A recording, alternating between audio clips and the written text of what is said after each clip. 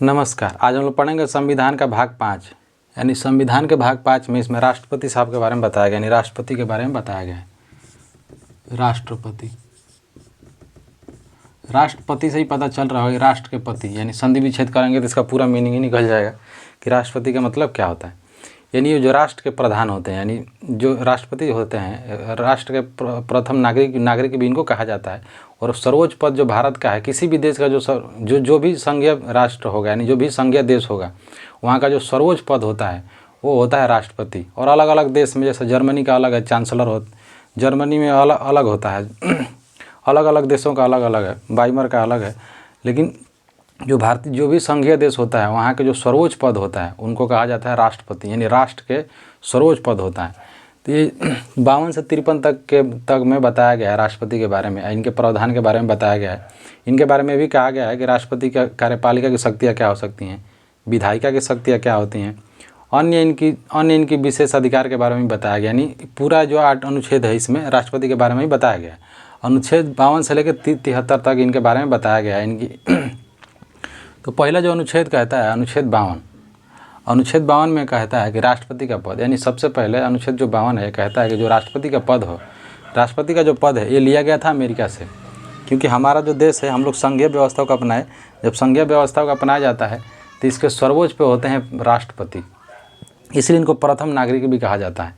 यानी कहा जाता है कि राष्ट्रपति जो होंगे भारत के प्रथम नागरिक होंगे, और संवैधानिक रूप से सबसे सर्वोच्च पद कहा जाता है राष्ट्रपति का। इसमें भी कहा गया है कि मंत्री, यानी जो कार्यपालिका का प्रधान होंगे, यानी कार्यपालिका के प्रधान होंगे, और वास्तविक जो प्रधान होंगे वो होंगे प्रधानमंत्री। लेकिन इनको औपचारिक रूप से इनको बनाया गया है।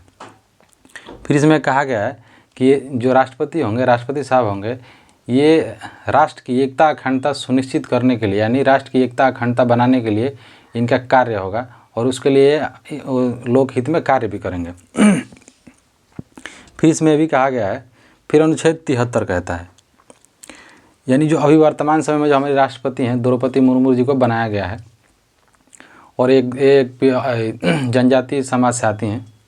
और इसमें फिर देखते हैं हम लोग अनुच्छेद 53, इसमें कहा गया ना कार्यपालिका की शक्ति। इसमें कहा गया है कि जो राष्ट्रपति होंगे कार्यपालिका के अध्यक्ष होंगे, यानी जो भी कार्य होगा राष्ट्रपति के नाम से किया जाएगा, यानी जो भी काम होगा उस पर राष्ट्रपति साहब का एक सिग्नेचर चाहिए। और ये किसी भी डिसीजन के लिए ये प्रधान होंगे, और कोई भी ऐसा डिसीजन नहीं होगा जो इनके मर्जी से लिया जाए, यानी कोई भी काम किया जाएगा इनमें इनकी राय, इनका इन्वॉल्व होना बहुत ज़रूरी है। फिर इसमें कहा गया है, लेकिन इसमें कहा गया है कि राष्ट्र के प्रधान होंगे, राष्ट्र के प्रधान होंगे,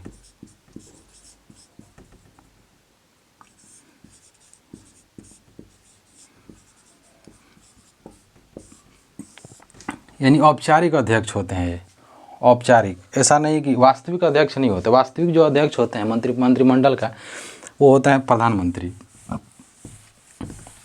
राष्ट्रपति साहब के पास बस यही है, औपचारिक, यानी नाम के अध्यक्ष हैं ये। ऐसा नहीं है कि अगर कह देंगे कि ये ना हो तो नहीं होगा, इसमें मंत्रिमंडल का सलाह चलता है। जो मंत्रिमंडल चाहेगा, कैबिनेट चाहेगा, वही करने के लिए भी ये बात है। अगर ऐसा नहीं करते तो इनको और महाभियोग भी लगाया जा सकता है। तो इसमें कहा गया है कि कार्यपालिका के प्रधान होंगे, औपचारिक अध्यक्ष होते हैं ये, औपचारिक। वास्तविक जो अध्यक्ष होते हैं, वास्तविक अध्यक्ष प्रधानमंत्री होते हैं।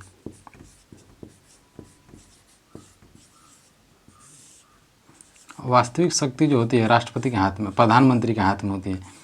यानी इसमें कहा गया है, यानी इनके नाम मात्र के लिए इनके शक्ति के बारे में बताया गया है कि यानी जो कार्यपालिका होगी इसके प्रधान होंगे, राष्ट्र का कोई भी काम इनके द्वारा इनके ही अनुसार किया जाएगा। लेकिन जो यदि हम लोग वास्तविकता में देखते हैं तो राष्ट्रपति के हाथ में कुछ भी नहीं है। राष्ट्रपति वही है जो मंत्रिमंडल सलाह देगा, मंत्रिमंडल के सलाह से ही राष्ट्रपति कार्य करते हैं और बाध्य भी हैं। अगर ऐसा नहीं करते हैं तो इनको और महाभियोग भी लगाया जा सकता है, उसके द्वारा इनको हटा दिया जाता है। और कुछ स्तर में इसको सही भी किया गया था, औपचारिक। ये इसलिए सही किया गया था, यदि भारत की जो संघीय व्यवस्था है, भारत में सेपरेशन ऑफ पावर है, यानी शक्तियों का बंटवारा किया गया। सर्वोच्च पर राष्ट्रपति होंगे। यदि अगर सारा पावर राष्ट्रपति को दे दिया जाता है तो राष्ट्रपति मनमानी करने लगेंगे। हम लोग का संसदीय व्यवस्था भारत में बनाया गया है, जिसमें राज्यसभा लोकसभा का प्रावधान किया गया है। यानी सर्वोच्च पे है संसद, संसद जो चाहे वो करेगी, बस इनसे परमिशन ही मांगा जाता है, साइन हाँ ना का परमिशन लिया जाता है राष्ट्रपति से। कारण है यदि राष्ट्रपति को कार्यपालिका की शक्तियाँ दे दी जाएंगी तो मामला ख़राब हो जाएगा, यानी ये मनमानी करने लगेंगे और एक डिक्टेटरशिप आ सकती है। यानी जो भारत में संघीय व्यवस्था अपनाई गई तो देखा गया, पूरे दुनिया में देखा गया कि राष्ट्रपति जो होते हैं, यदि किसी देश के राष्ट्रपति हैं तो उनके पद के बारे में देखा गया तो ज़्यादातर देखने में मिला कि जो हमारी जो ब्रिटेन के तौर पे हम लोग लिया गया है जो पद है, यानी जो ब्रिटेन में वहाँ के क्वीन यानी राजा होते हैं वहाँ के, और भारत में यहाँ के राष्ट्रपति होते हैं। बस नाम की जो राष्ट्रपति का पद भले लिया गया अमेरिका से, यहाँ अमेरिका की तरह व्यवस्था भारत में नहीं बनाया गया। कारण है कि जो किसी देश के अगर राष्ट्रपति होते हैं उनके द्वारा डिक्टेटरशिप किया ही जाता है और आप रोक नहीं सकते। जैसे अमेरिका है, अमेरिका में बने हैं ट्रंप, यानी अमेरिका के जो राष्ट्रपति बने हैं ट्रंप को बनाया गया है और शपथ भी ले लिए हैं कल का। ट्रंप अब चाहें तो वहाँ का जो राष्ट्रपति के जो अमेरिका का जो राष्ट्रपति है उनका जो कार्यकाल होता है वो होता है 4 साल का, 4 साल का कार्यकाल होता है। अब 4 साल में वो कुछ भी करें कोई नहीं रोक सकता है, यानी वो 4 साल में कितना भी मतलब उपद्रव मचा देंगे कोई उनको हटा नहीं सकता, यानी वहाँ पे हटाने का प्रावधान नहीं किया गया है।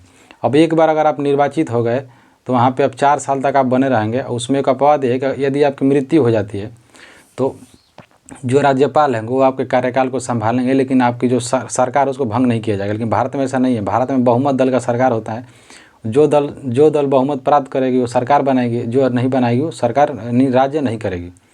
अमेरिका का जो राष्ट्रपति का पद उसमें एक और भिन्नता है। भारत के जो राष्ट्रपति हैं, भारत में राष्ट्रपति कोई भी बन सकता है। कोई भी बोलने का मतलब ये है कि वो भारत का नागरिक होना चाहिए, भारत का नागरिक होना चाहिए। और अगर भारत सरकार यानी केंद्र सरकार यदि संसद उन किसी व्यक्ति को नागरिक बना देती है, कोई बाहर से भी व्यक्ति आया हो किसी भी देश से, यदि भारत सरकार उसको नागरिकता दे देती है तो भारत का नागरिक बन सकता है। लेकिन अमेरिका में ऐसा नहीं है। अमेरिका में वही व्यक्ति अमेरिका का राष्ट्रपति बनेगा जो वहीं पे पैदा हुआ हो, ये भिन्नता पाई जाती है। और वहाँ के लोग थोड़ा ज़्यादा कंजर्वेटिव माइंड के भी होते हैं। अब राष्ट्रपति बने हैं ट्रंप जब से बने हैं बोल रहे हैं कि कनाडा मेरा है, उसके बाद बोल रहे हैं कि पनामा खरीद लेंगे, उससे पहले बोल रहे हैं कि ग्रीनलैंड को भी हम खरीद लेंगे, सब हम खरीद लेंगे। यानी जो भाषा आ रही है, भाषा कहाँ से आ रही है? भारत से, क्योंकि भारत में जो है जो पॉलिटिक्स हो रहा है तो भारत में यही होता है ना कि जितना फालतू बोलते रहो जीतते रहो। और वही नियम अपना दिए ट्रंप भी पूरा उधर बोला पनामा मेरा है, पनामा खरीद लेंगे। फिर कनाडा पे वो बोले ही हैं, और फिर आइसलैंड में ग्रीनलैंड के बारे में बोलेंगे ग्रीनलैंड भी हमारा भी खरीद लेंगे। और अपने लड़के को भी वो प्रमोट कर रहे हैं कि अब वो भी राजनीति में आएगा। खैर वो लोग गोरे लोग हैं और गोरे लोग के ही होते हैं। फिर इसमें कहा गया, फिर अनुच्छेद 54 इसमें इनके राष्ट्रपति साहब के निर्वाचन के बारे में बताया गया है। राष्ट्रपति का निर्वाचन कैसे होता है, क्योंकि जो इनका निर्वाचन होता है एकल समकरणीय या गुप्त मतदान के द्वारा किया जाता है।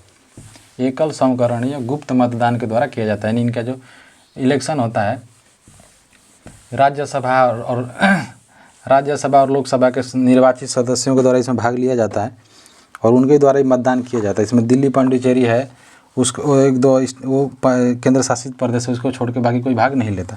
इसमें राष्ट्रपति के निर्वाचन के बारे में बात किया गया है। अनुच्छेद 54 इसमें कहा गया जो राष्ट्रपति साहब होंगे इनके निर्वाचन, राष्ट्रपति का निर्वाचन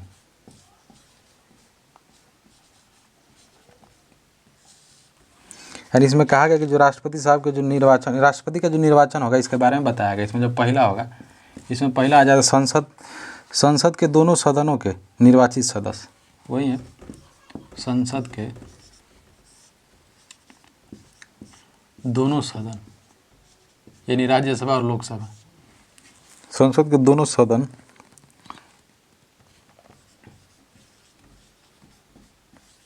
सदनों के निर्वाचित सदस्य।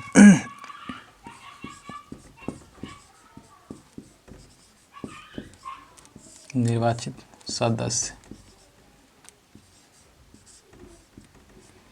फिर इसमें दूसरा कहा गया है राज्य विधानसभा के निर्वाचित सदस्य।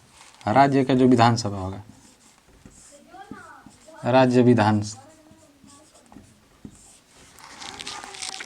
राज्य की राज्य की विधान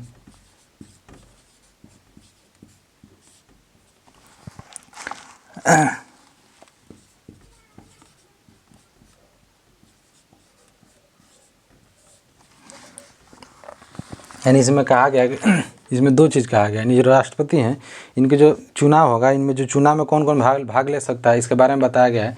इसमें कहा गया है कि जो राष्ट्रपति होंगे, राष्ट्रपति के जो चुनाव होगा तो इनका जो इलेक्शन होता है डायरेक्ट इलेक्शन नहीं होता है। यानी जैसे इसमें कहा गया, इसमें देखा गया कि जो राष्ट्रपति का चुनाव है, एक तो राष्ट्रपति जो हैं औपचारिक अध्यक्ष हैं और इनकी कोई वास्तविक शक्तियाँ नहीं हैं, यानी ऐसा नहीं है कि इनसे कोई नुकसान है।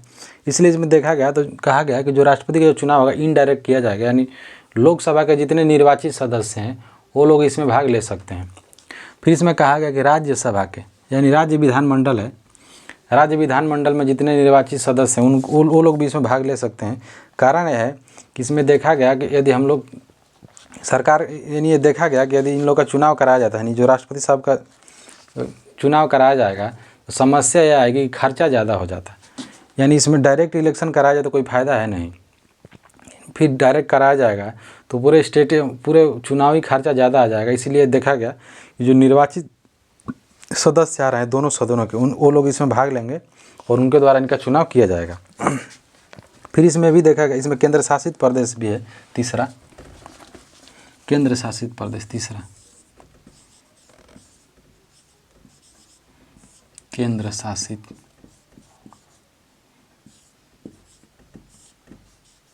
प्रदेश।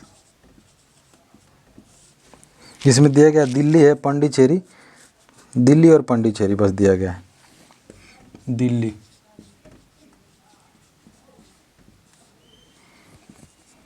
और पांडिचेरी, पुदुचेरी कहा जाता है, पुदुचेरी। जो यहाँ के जो सदस्य होंगे ये लोग भाग ले सकते हैं, बाकी सब मनोनीत सदस्य भाग नहीं ले सकते। यानी जो मनोनीत जो सदस्य होंगे, यानी जो राष्ट्रपति करते हैं, लोकसभा या राज्यसभा दोनों में इनके द्वारा मनोनीत किया जाता है, यानी जो लोग मनोनीत किए जाएंगे वो लोग इसमें भाग नहीं लेते। निर्वाचित सदस्य केवल भाग ले सकते हैं, क्योंकि एंग्लो इंडियन भी किया जाता है राष्ट्रपति के द्वारा और कला के क्षेत्र में भी इनके द्वारा निर्वाचित किया जाता है। यानी इसमें मनोनीत सदस्य भाग नहीं लेंगे। मनोनीत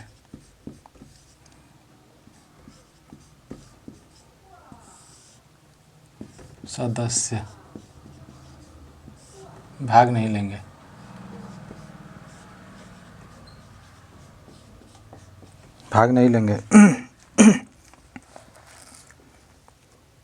फिर हम लोग उसमें पढ़ चुके हैं जो खर्चीला हो सकता था, इसलिए वो कर दिया गया था। फिर जो इनका चुनाव होगा इसमें कहा गया कि इसमें वोट के बारे में बताया कि कुल जनसंख्या होगी, फिर विधायक होंगे, उनका मत की गणना की जाएगी, फिर उसमें 1/1000 से भाग दे दिया जाएगा। फिर आज संसद में दिया गया कि कुल मतों के सभी राज्यों के विधायकों के कुल मत, इसके बारे में दिया गया, कैलकुलेशन के बारे में बताया गया। फिर इसमें कहा गया अनुच्छेद, चुनाव के बाद इसमें आता है अनुच्छेद 55, अनुच्छेद 55, यानी इसमें निर्वाचन की प्रक्रिया के बारे में बताया गया।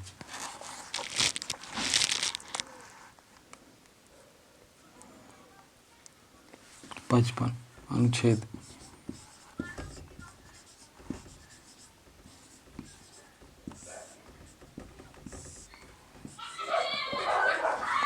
अनुच्छेद 55, इसमें कहा गया जो राष्ट्रपति होंगे, निर्वाचन की प्रक्रिया, निर्वाचन की प्रक्रिया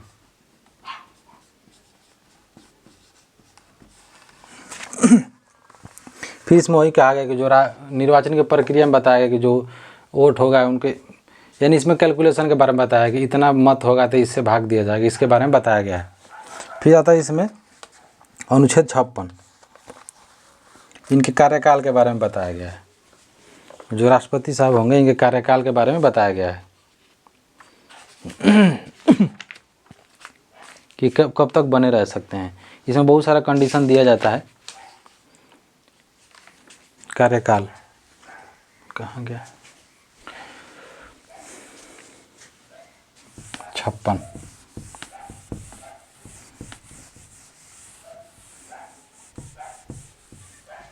अनुच्छेद 56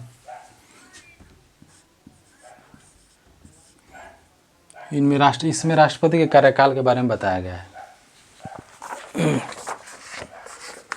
यानी पदावधि के बारे में।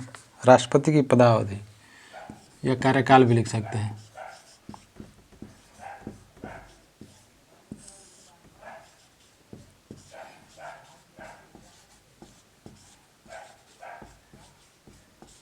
यानी इसमें कहा रहा है, यहीं इसमें घुमा फिरा के बात यहीं कहा गया है, यानी जो राष्ट्रपति होंगे इनके कार्यकाल के बारे में बताया गया। यानी जो राष्ट्रपति साहब होंगे इनका कार्यकाल कैसे कितना हो सकता है। भारत में इनके जो कार्यकाल का निर्धारण किया गया है 5 साल।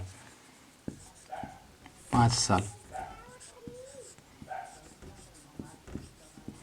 5 साल तक अपने पद पे बने रहेंगे। इसमें बहुत सारा कंडीशन है, यानी 5 साल भी बन सकते हैं। यदि इनके किसी आकस्मिक इनकी मृत्यु हो जाती है तो नहीं बन पाएंगे, या कार्यकाल छोड़ देते हैं। यानी इसमें बात यही कहा गया कि जो राष्ट्रपति होंगे, राष्ट्रपति साहब का जो कार्यकाल होगा 5 साल के लिए होगा। जो पुनर्निर्वाचन होता है, जो राष्ट्रपति का चुनाव होता है, बचे हुए कार्यकाल के लिए नहीं होता है, पूरे 5 साल के लिए होता है। इसीलिए इसमें कहा गया है कि जो राष्ट्रपति का कार्यकाल होगा 5 साल निर्धारण किया गया है। यानी एज भी है, यदि अगर आपकी एज हो गया 62 तो भी आपको निकाला जा सकता है, लेकिन इसमें 5 साल का किया गया। इसमें कहा गया ना राष्ट्रपति संबोधन। फिर इसमें अनुच्छेद 57 पुनर्निर्वाचन कैसे हो सकता है। यानी इसमें एक थोड़ा सा और देख लेते हैं। राष्ट्रपति का जो कार्यकाल होगा, राष्ट्रपति जो होंगे 5 साल कार्यकाल में बने रह सकते हैं, या तो अगर यदि उनकी मृत्यु हो जाती है तो भी उनको पद से हटाया जा सकता है। मृत्यु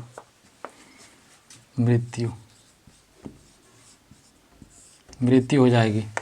फिर इनके ऊपर महाभियोग भी हो सकता है। महाभियोग भी हो सकता है। फिर इनके ऊपर महाभियोग हो गया, फिर ये त्याग पत्र भी दे सकते हैं। त्याग पत्र, स्वेच्छा से अपना पद भी छोड़ सकते हैं। यही इसमें देखिए, पहला कहा कि जो राष्ट्रपति होंगे इनके कार्यकाल होगा 5 साल के लिए निर्धारण किया गया था। यानी जो राष्ट्रपति का जो पद है, संविधान में कहा कि राष्ट्रपति जब निर्वाचित हो जाएंगे तो 5 साल तक अपने पद पे बने रहेंगे, तब तक इनको नहीं निकाला जा सकता। लेकिन इसमें कुछ अपवाद भी है। उससे पहले यदि इनके कदाचार भी पाए जाते हैं, कदाचार यानी महाभियोग कदाचार में ही आता है। कदाचार का मतलब ये होता है गलत आचरण में पाए जाते हैं, यानी पक्षपात करते हुए पाए जाते हैं, कोई असंवैधानिक कार्य किए हुए पाए जाते हैं, या किसी घोटाले में पाए जाते हैं। फिर संसदीय समिति बैठेगी, इनके ऊपर जांच करेगी, फिर इनके ऊपर महाभियोग लगाया जाएगा और महाभियोग के द्वारा इनको हटा दिया जाएगा। या ये भी हो सकता है मृत्यु हो जाए। यदि इनकी मृत्यु हो जाती है तो भी अपने 5 साल कार्यकाल पूरा नहीं कर पाएंगे। फिर इसमें कहा गया महाभियोग हो ही गया, और या तो स्वेच्छा से त्याग पत्र दे सकते हैं। त्याग पत्र अगर दे देते हैं, त्याग पत्र दे देंगे तो भी इनको पद से हटाया जा सकता है। यानी इसमें बात यही कहा गया है कि इतनी क्राइटेरिया के बारे में बताया गया है। फिर इसमें अनुच्छेद 57 कहता है कि राष्ट्रपति का पुनर्निर्वाचन के बारे में बताया गया है। पुनर्निर्वाचन के बारे में बताया गया, यानी राष्ट्रपति का जो पुनर्निर्वाचन होगा कैसे होगा, दोबारा इलेक्शन के बारे में बताया गया है।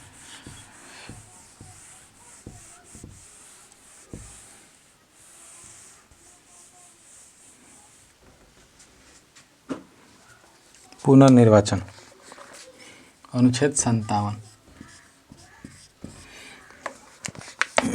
अनुच्छेद 57 में कहा गया कि पुनर्निर्वाचन के लिए पात्रता, यानी राष्ट्रपति का पुनर्निर्वाचन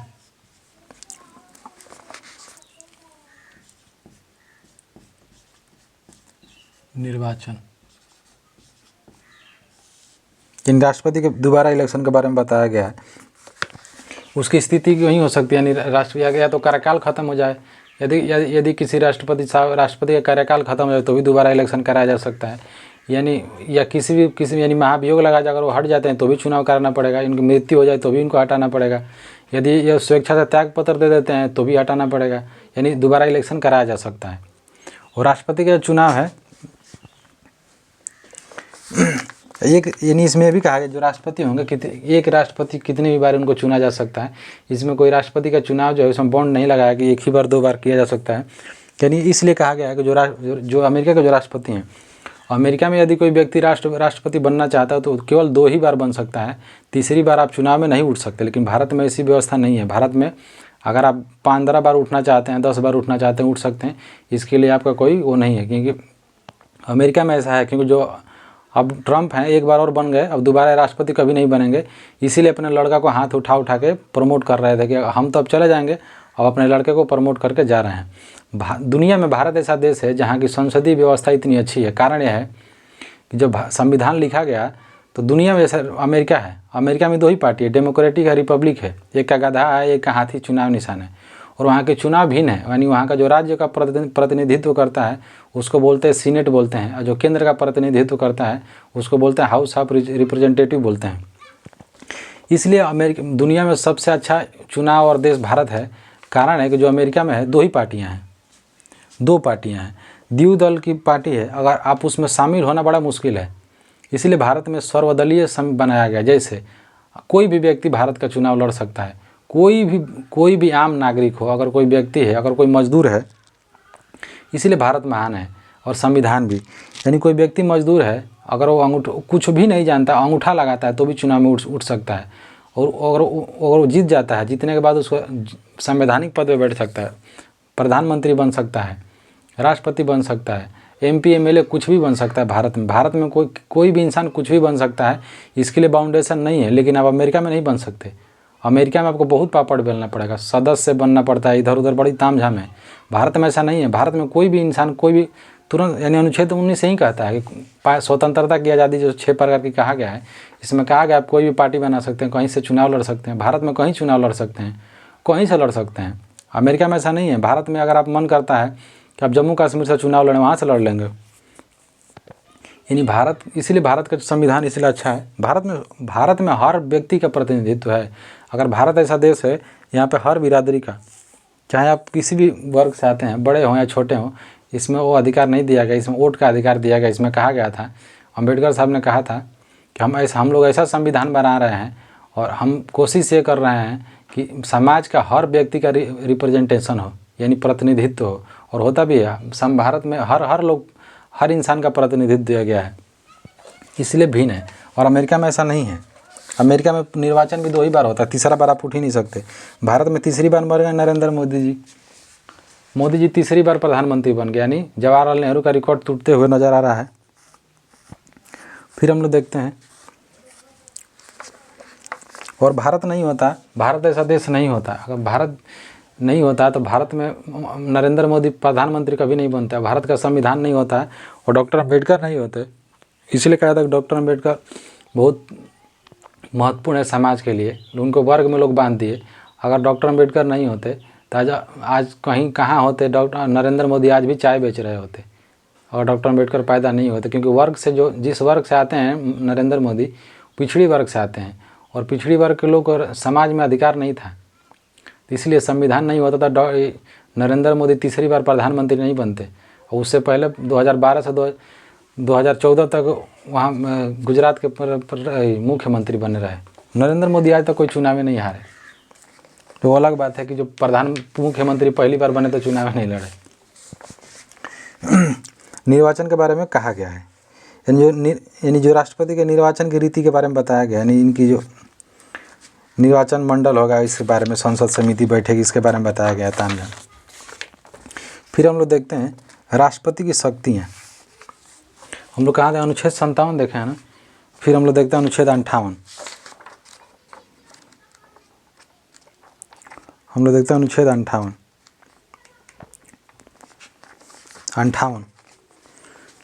यानी राष्ट्रपति की जो योग्यता होगी, यानी इनके निर्वाचन की योग्यता क्या हो सकती है। अनुच्छेद 58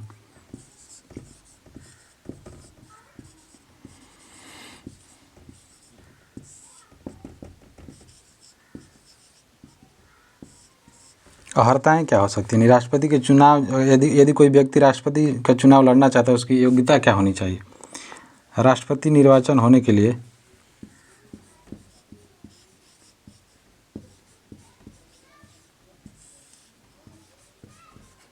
राष्ट्रपति निर्वाचन होने के लिए, निर्वाचित कर दीजिए, निर्वाचन होने के लिए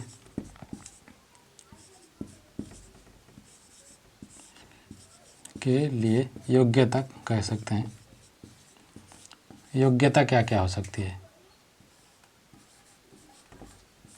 यानी आपके पास क्या क्या योग्यताएं हो सकती है, यानी कौन कौन सी योग्यता होगी जिसको अर्हता कहा जाता है, और क्या क्या हो सकता है जिसके द्वारा आप राष्ट्रपति बन सकते हैं। इसमें तो पहला दिया गया है, इसमें पहला दिया गया, कोई भी बोल सकता है कि भारत का नागरिक होना चाहिए, वह भारत का नागरिक होना चाहिए, वह भारत का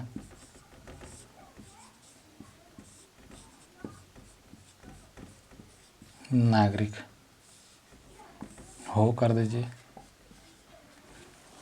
ये सिंपल है, मतलब पहला जो प्रथम है इसमें कहा गया कि जो राष्ट्रपति जो बनाए जाएंगे वो सबसे पहले भारत के नागरिक होंगे।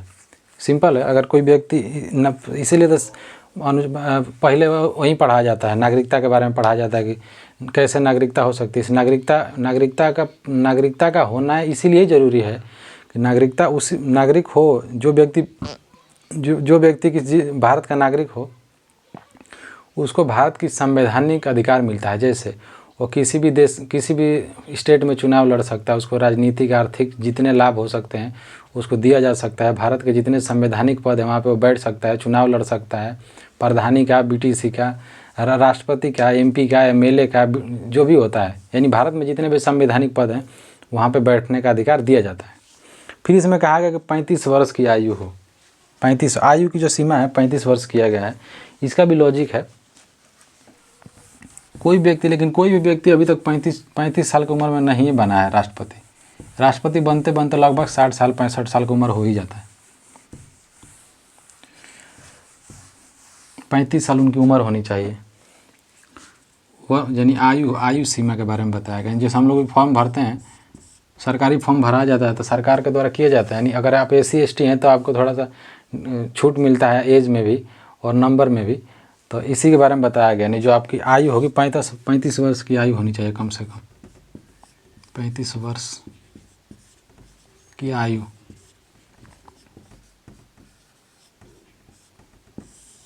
यानी यदि आप राष्ट्रपति बनना चाहते हैं और आपकी आयु है 35 प्लस है तो आप बन सकते हैं, लेकिन बहुत तामझाम होता है। 50 प्रस्तावक, यानी बहुत इसमें तामझाम होता है, इसमें बहुत ज़्यादा वो है, आपको प्रस्तावक लाना पड़ेगा, यानी ऐसे सांसद ढूंढने पड़ेंगे 50-60 को प्रस्तावक ढूंढना पड़ता है इसमें, और आपको 50-50 दोनों तरफ से लगाया जाता है। वो जाके अनुमोदन करेंगे कि ये आदमी व्यक्ति चुनाव लड़ना चाहता है। तो इतना आसान नहीं है, 35 वर्ष हो जाने से नहीं होता है।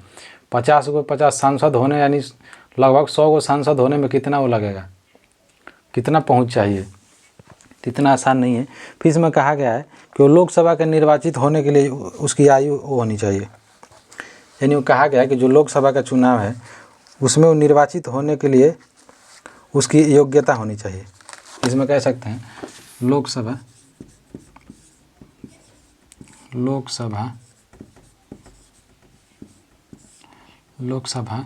में निर्वाचित होने की योग्यता,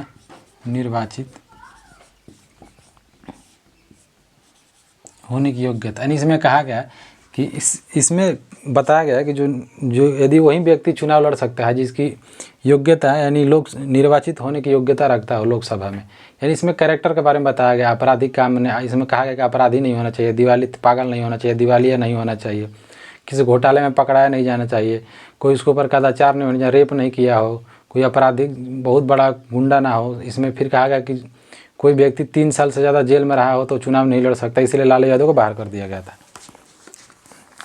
फिर इसमें कहा गया है इसमें 50 प्रस्तावक 50 अनुमोदक चाहिए। कहा गया था ना अभी 50-50 चाहिए, 50 प्रस्तावक,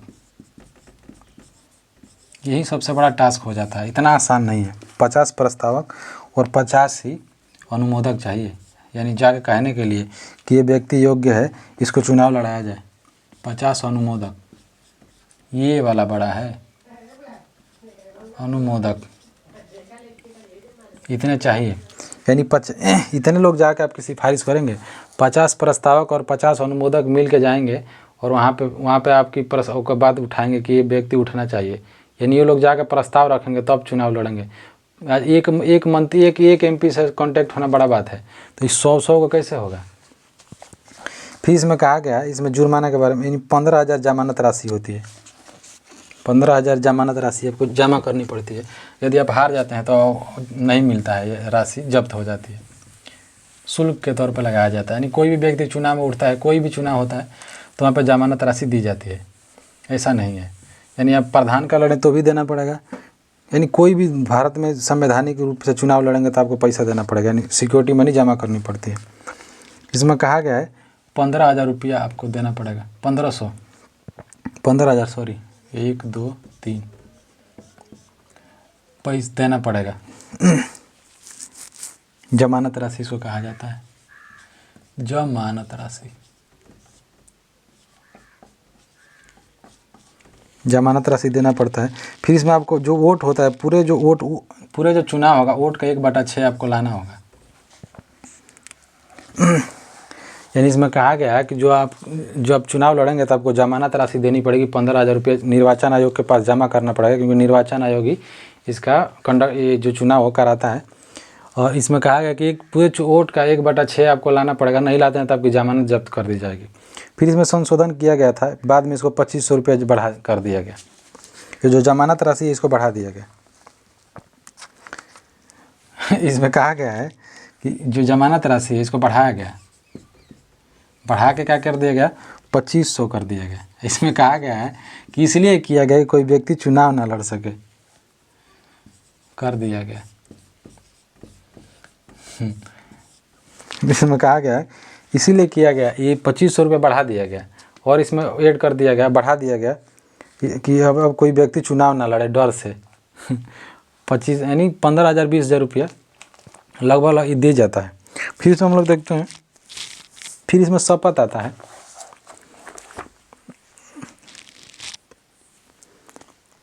यानी अनुच्छेद 59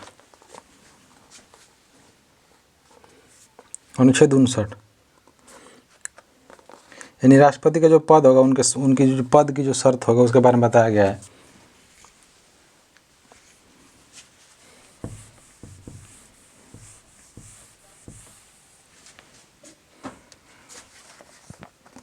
अनुच्छेद 59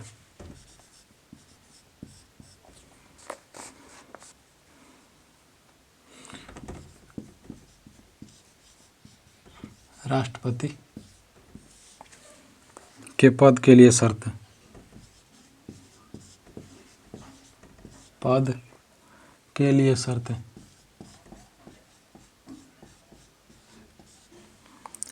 शर्तें।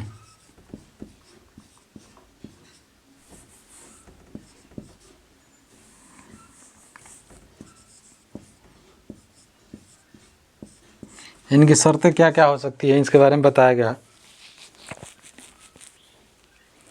फिर इसमें कहा गया है अनुच्छेद 60 में इनके, यानी जो अनुच्छेद 60 है हम लोग कल पढ़ेंगे अनुच्छेद 60 के बारे में, और इसमें इनके शपथ के बारे में दिया गया। यानी जो राष्ट्रपति होंगे शपथ लेंगे, तो हम लोग बाकी पढ़ेंगे कल।